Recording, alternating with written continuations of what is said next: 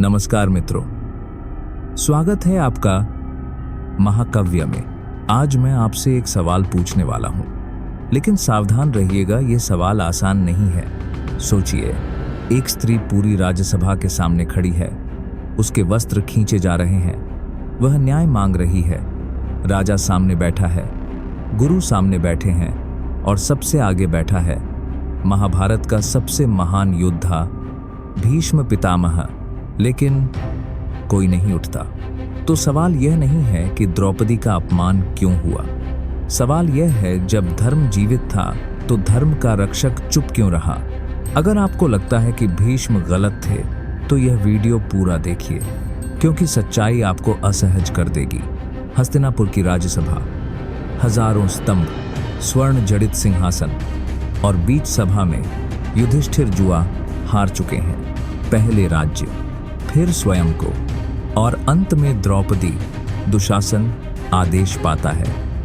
और तभी द्रौपदी को केशों से पकड़कर सभा में घसीटा जाता है। वह चिल्लाती है, प्रश्न करती है, रोती है, आपके शेद आप इंदाल की दुशासन आदेश पाता है। लेकिन सभा पत्थर बन चुकी है। और आप जानते हैं, इस सन्नाटे में सबसे भारी मौन किसका है? भीष्म पितामह का।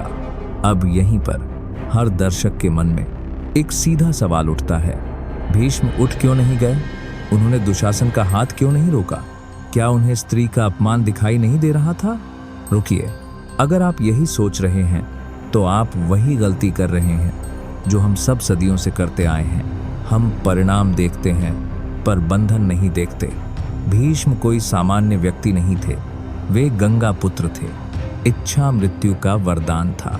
जीवन भर ब्रह्मचर्य का पालन किया और सबसे महत्वपूर्ण, उन्होंने एक भयानक प्रतिज्ञा ली थी।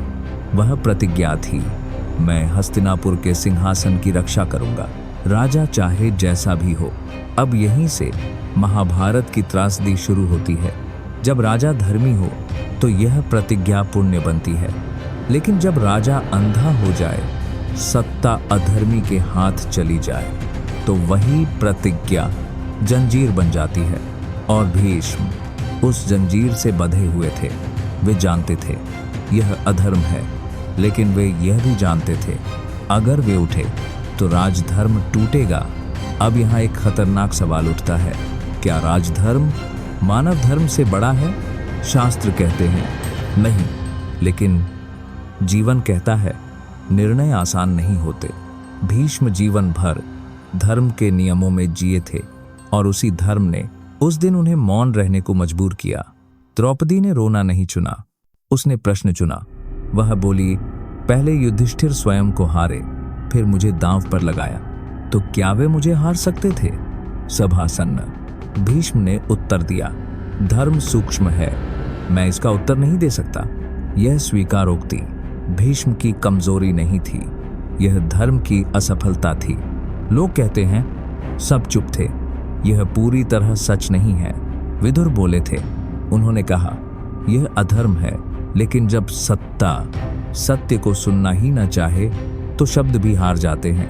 अब एक और सवाल, कृष्ण वहां क्यों नहीं थे? क्योंकि कृष्ण तभी हस्तक्षेप करते हैं जब मनुष्य पूरी तरह विफल हो जाए, जब सभा, गुरु, वीर सब बंधन में फंस जाएं, तभी ईश्वर उतरते हैं। जब द्रौपदी ने किसी मनुष्य की ओर नहीं, ईश्वर की ओर देखा, तभी चमत्कार हुआ। यह संकेत था, जब समाज असफल हो जाए तब ईश्वर हस्तक्षेप करता है। अब सच्चाई सुनिए, भीष्म दुष्ट नहीं थे, भीष्म डरपोक नहीं थे, लेकिन वे मौन के दोषी थे। और महाभारत हमें सिखाता है, अधर्म के समय तटस्थ रहना भी पाप है।